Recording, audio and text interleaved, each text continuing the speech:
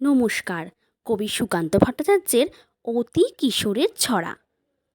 তোমরা আমায় নিন্দে করে দাও না যতই গালি, আমি কিন্তু মাখছি আমার গালেতে চুনকালি।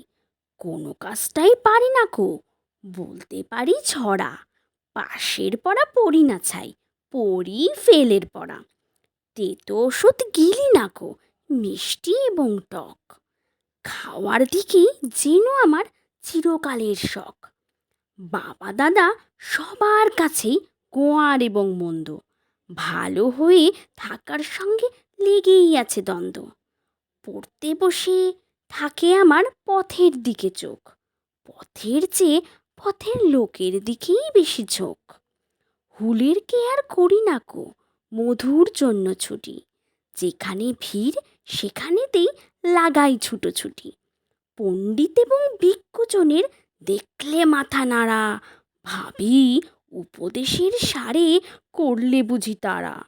তাই তো ফিরি ভয়ে ভয়ে, দেখলে পরে তর্ক। বুঝি কেবল ঘুময় সেটা, নয়কো মধুপর্ক। ভুল করি ভাই যখন তখন, শোধরাবার আহ্লাদে। খেয়াল মতো কাজ করে যাই, কষ্ট পাই কি সাধে।